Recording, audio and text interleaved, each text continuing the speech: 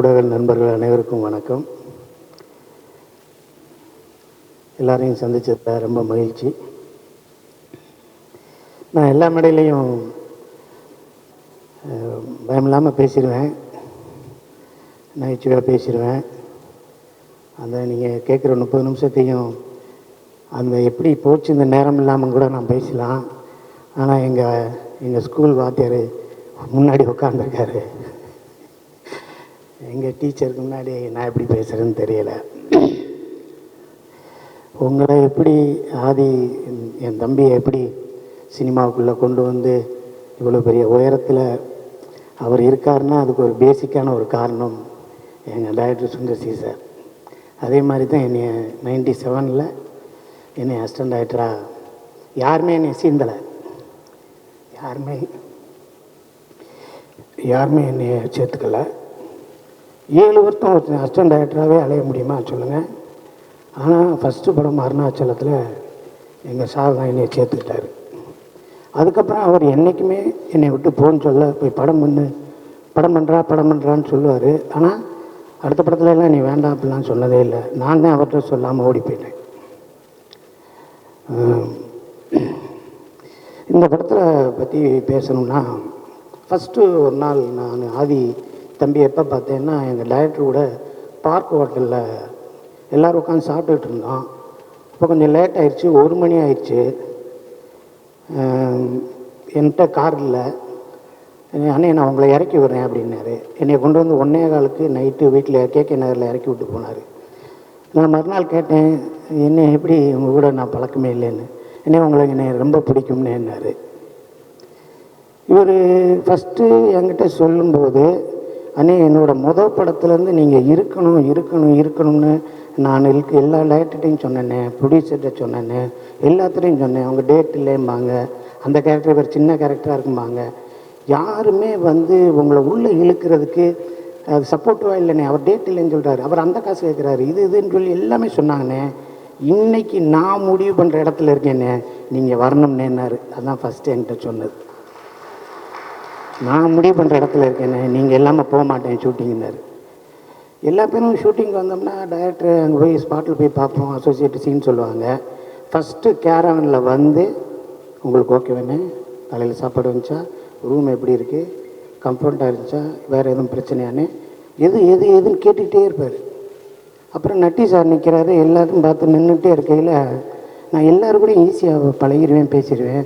நட்டி sir உங்களை பார்த்து எனக்கு பயமாக இருக்குது, நான் ஏதாவது சொன்னால் கோச்சுக்கிறீங்களாம்பார். அவர் ஐயா, நான் சொன்னேன், எங்களை விட அந்த ஆள்கிட்ட நல்லவர், நாங்கள் தான் கிரிமினல், அவர் ரொம்ப நல்லவர், அவர்கிட்ட எது வேணாலும் சொல்லுங்கள் அப்படின்னு சொன்னேன். ஸோ ஒரு ஹீரோ ஓப்பனிங் சாங் முடித்தோடனே அப்பா அம்மா மீட்டிங்கு, அப்புறம் வில்லன் இன்ட்ரோடக்ஷனு, அவங்க கூட ஃபைட்டு, அப்புறம் ஹீரோவுக்கு ஒரு ஃப்ளாஷ்பேக்கு, அதுக்கப்புறம் அப்படி இப்போ இன்ட்ரோ பிளாக்கு, அதுக்கப்புறம் அவன் எங்கே போனேன் ஈஸியாக 10 நிமிஷத்தில் கதை பண்ணி படம் பண்ணுறதை விட்டு போட்டு கடைசி உலகப்போர் எவ்வளோ ரிஸ்க்கு பாருங்கள். ஃபஸ்ட்டு வேர்ல்டு வார் எப்படி நடந்துச்சுன்னு தெரியல, செகண்ட் வேர்ல்டு வார் எப்படி இருந்துச்சு இல்லை, தேர்ட் வேர்ல்டு வார் வரப்போகுதா என்னன்னு தெரியல, நம்ம இந்தியா சந்தித்தது எத்தனை வாருன்னு தெரியல. கடைசி உலகப்போர் எதை நோக்கி, என்ன ஏது, இதுக்கு சரியான தீர்வு சொல்லிடுவோமா, இது பெரிய ரைட்டர்ஸ் பின்புலம் இருக்கா, பெரிய இது ரீமேக்கா, ரெஃபரன்ஸுக்கு இங்கிலீஷ் படத்தை நான் பார்த்து எடுத்துருக்கோமா, எதுவுமே இல்லாமல் நான் எடுக்கிறேன் பாரு, நீ பாரு அப்படின்னு சொல்லி இந்த முயற்சிக்கே தம்பிக்கு ஒரு சல்யூட் எடுக்கணும்.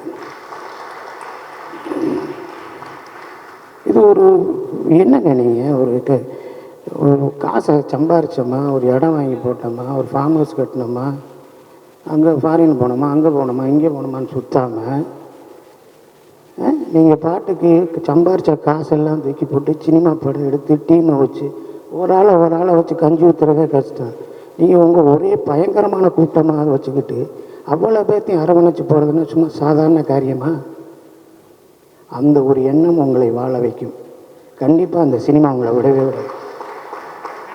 I love you sir. நான் ஃபஸ்ட்டு டே ஷூட்டிங் போனேன். கான்செப்டில் நடிங்கன்னாரு. ஒரு 1/2 மணி நேரம் உட்காந்து பேசுவோம்னேன்னாரு.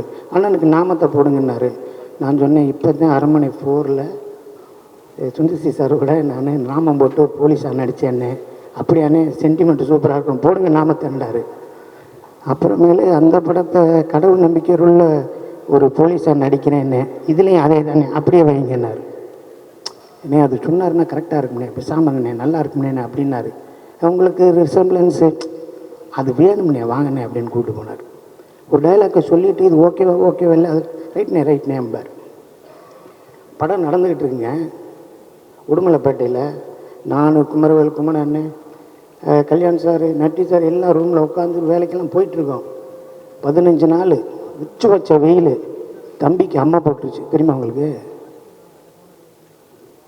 தம்பிக்கு அம்மா போட்டுருச்சு, உடம்பு சரியில்லை. காலையில் ஷூட்டிங்கிறாரு.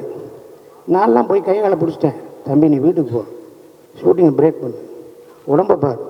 இல்லைண்ணே உங்கள் டேட்லாம் கிடைக்காதுண்ணே, காம்பினேஷன் நீ கூப்பிடா நான் வரேன். யாராக வரமாட்டான்னு சொல்லு, நான் ஃபோன் பண்ணுறேன். இந்த படத்தோட வேறு படம், இந்த படத்தில் போய் நம்ம கிளிக்க போகிறோம். நான் சொல்கிறேன் தம்பி உடம்பை பாரு, நீ இருந்தால் தானே எல்லாமே நடக்கும். நீ தானே கேப்டனு. சரின்னு சொன்னேன். அதுக்கப்புறம் மறுநாள் சரி கிளம்பி போகலாம்ட்டு ஊர்லேருந்து வந்தார். அதுக்கப்புறம் டைரக்டரை நான் பார்க்கும்போது டைரக்டருக்கே நான் தான் சொன்னேன் தம்பிக்கு உடம்பு சரியில்லை சார்னு. என்னடா அது சொல்லவே இல்லையா அப்படின்னு சொன்னார். ஸோ இவ்வளவு அர்ப்பணிப்பு இருக்கிற ஒரு ஆள் கண்டிப்பாக சினிமாவில் இருக்க நம்ம அவரை கைவிடக்கூடாது. அவருக்கு மேக்சிமம் நம்ம என்னென்ன ஒத்துழைப்பு பண்ணணுமோ அந்த தம்பிக்கு பண்ணால் தான் அந்த தம்பி மற்றவங்களுக்கு பண்ண முடியும். இந்த தம்பி உங்களுடைய எஃபோர்ட்டு, உங்களோட திறமை எல்லாமே இந்த படத்தில் போட்டிருக்கீங்க. இதுதான் ஃபஸ்ட்டு. இது ஒன்றும் இல்லை, நம்ம டைரக்டரே வந்துட்டார், அவர் தொடங்கி வச்சுருக்காரு. அதுக்கப்புறம் வருஷத்துக்கு 2 படம் பண்ணுங்கள், நல்ல படமாக பண்ணுங்கள், நிறையா செலக்டிவாக பண்ணுங்கள். உங்களை நேசிக்கிறதுக்கு நிறையா பேர் இருக்கும். ஓகே, கடைசி உலகப்போர் வெற்றியை நோக்கி இருக்கும். எல்லோரும் சப்போர்ட் பண்ணுங்கள். ஊடக நண்பர்கள் அனைவரும் ஒரு இளையவருக்கு செய்கிற சப்போர்ட்டு தான் நம்ம சினிமாவுக்கு, தமிழ் சினிமாவுக்கு செய்யப்போகிற மிகப்பெரிய சப்போர்ட். அனைவருக்கும் வாழ்த்துக்கள். எங்கள் டைரக்டருக்கும் வாழ்த்துக்கள் சொல்லி முடிச்சுக்கிறேன் சார். நன்றி சார். வணக்கம். முதல்ல thank you Aadhi for making me a part of this film. இந்த ஆதி கூட என்னோட செகண்ட் ஃபிலிம். ஸோ இதோட ஸ்டோரி நரேட் பண்ணும்போது like I was very excited because ரொம்ப டிஃப்ரெண்ட்டாக இருந்தது. பட் நான் யோசிச்சேன் இதை எப்படி புல் ஆஃப் பண்ண போகிறாங்க, because it look very huge. But he had so much of conviction, and I think to attempt something like this at this stage in his career and with very limited resources, I think that it itself takes a lot of courage. So yeah, so I'm very proud of the team. And as the shoot progressed, the way he was handling the whole team, it was a huge, there was a lot of actors, it was a big team, you know. So from the discussions to this very moment, the way he was handling things, you know, that was he was handling everything so gracefully.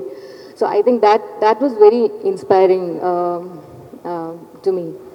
And coming to my character again, thank you, because நான் இது வரைக்கும் இந்த மாதிரி ஒரு character பண்ணதில்லை. So thank you for believing that I can pull off something like this. இது ரொம்ப பியூட்டிஃபுல்லான பவர்ஃபுல்லான ஒரு ரோல் ஃபிலிமில். So I am very grateful for that. And actually பார்த்தா ஷூட் எக்ஸ்பீரியன்ஸ் எல்லாம் பார்க்கும்போது இதில் நிறையா டிஃபிகல்ட், ரிஸ்கி, சேலஞ்சிங் சீன்ஸ் எல்லாம் இருந்தது. பட் ஆனால் எந்த ஒர்க் ப்ரெஷரும் இல்லாமல் ரொம்ப ஜாலியாக பண்ண ஒரு ஃபிலிம் தான் கடைசி உலகப்போர். I think for that the credit goes to the team. It was such an energetic team, and I felt there was a lot of warmth and a lot of unity among the team. So everything felt very effortless. And thanks to all my co-actors. எனக்கு main combination scenes எல்லாம் வந்து நட்டி sir கூட, நாசி sir கூட தான் இருந்துச்சு. And it was wonderful working with all of you. All of you were very, very supportive and very, very sweet. And our production team, Hari Anna, Vasu Anna, and our direction team, Hudson, our DOP, Arjun, and all the ADs, and everyone, Jeeva, everyone was very, very sweet. So thank you to all of you. And talking about the film I think இது ரொம்ப டிஃப்ரெண்டான ரொம்ப இன்டென்ஸான ஒரு film and அதே சமயம் it's very very entertaining and I think it has all the ingredients love இருக்குது, there is action, there is romance and and most importantly it also addresses a lot of societal issues, human relationships எல்லாமே discuss பண்ணுற ஒரு complete package இந்த ஃபிலிமில் இருக்குது. So as Harish Uttaman sir told, I have always felt in whatever work they do, there is a good intention and there is a lot of conviction. So I truly hope and pray that this film becomes a huge success. Thank you everyone. கடைசி உலக போர் ஆதி bro இயக்கி நான் ஹீரோவாக நடிச்சிருக்க படம். அதாவது இந்த படத்தில் hero revolution star Rishikanth அப்படிங்கிற ஒரு கேரக்டர். ரொம்ப சந்தோஷமாக இருக்குது. ஏன்னா நான் இந்த ஸ்டேஜில் நிற்கிறது காரணம் 3 பேர். ஒன்று என்னை அறிமுகப்படுத்திய லோகேஷ் கனகராஜ், அப்புறம் உலகம் ஃபுல்லாக அறிய வச்ச ஹிப்ஹாப் தமிழ் ஆதி ப்ரோ, இவனை நிறையா யூஸ் பண்ணு அப்படின்னு சொன்ன சுந்தர் அண்ணா. இவங்க 3 பேர் இல்லாட்டி நான் இல்லை.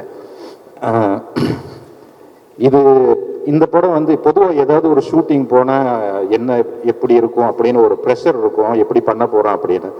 ஆனால் ஆதி ப்ரோவோட ஷூட்டிங் அப்படின்னா அந்த ஓன் கிரவுண்டில் கிரிக்கெட் விளையாடுற மாதிரி.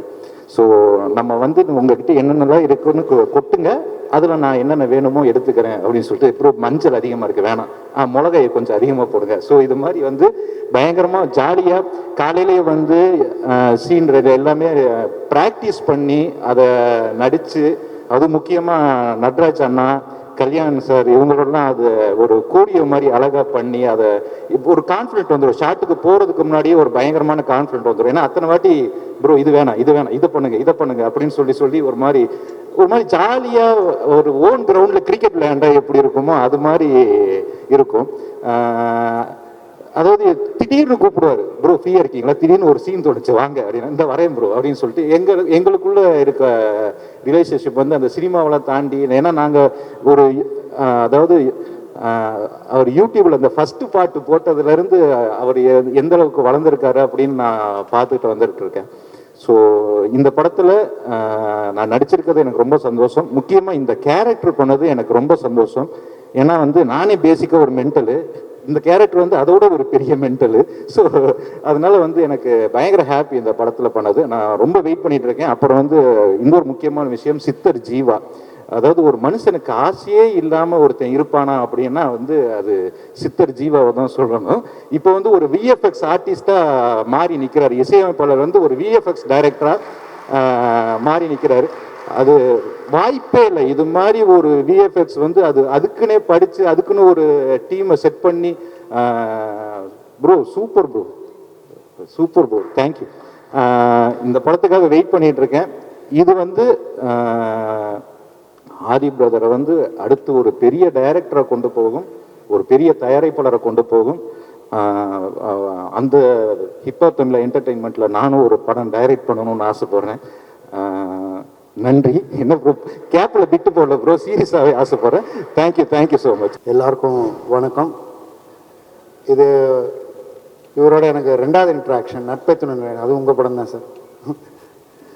அதுக்கப்புறம் இந்த படத்தில் நான் இவர் கூட நடிக்கிறேன். நான் பார்த்த எல்லாரும் சொன்னது மாதிரி தான், நீங்கள் இசையமைப்பாளர் நடிகர் அவரை மட்டும் அறிமுகப்படுத்தலை, பண்பான இளைஞர்களை நீங்கள் அறிமுகப்படுத்திருக்கீங்க.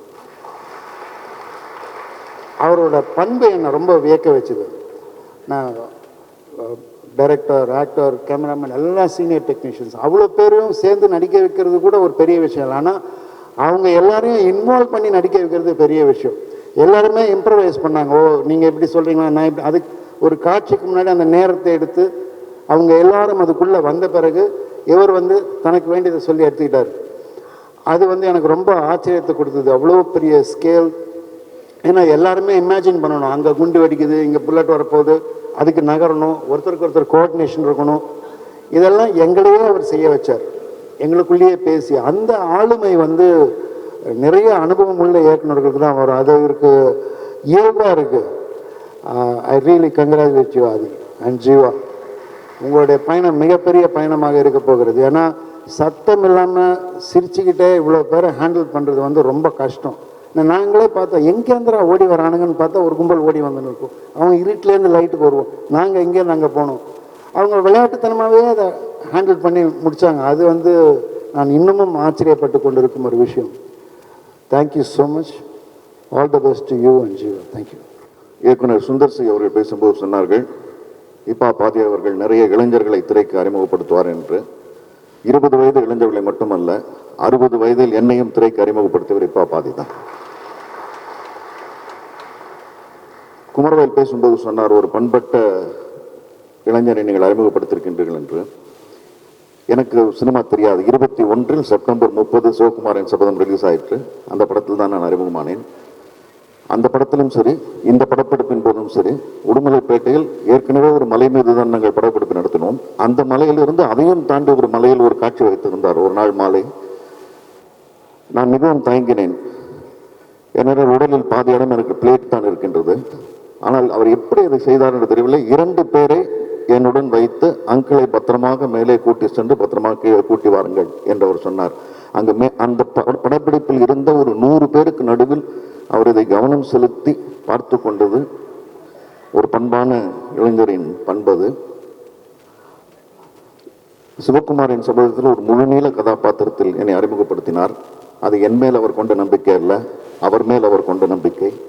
இந்த படத்தில் சிங்கம், புலி, முனிஷ்காந்த் போன்ற ஜாம்பவான்களுக்கு இடையில் என்னை நிறுத்தி என்னையும் நகைச்சுவையாக நடிக்க வைத்திருக்கின்றார். அதுவும் என் மேல் அவர் கொண்ட நம்பிக்கை அல்ல, அவர் மேல் அவர் கொண்ட நம்பிக்கை.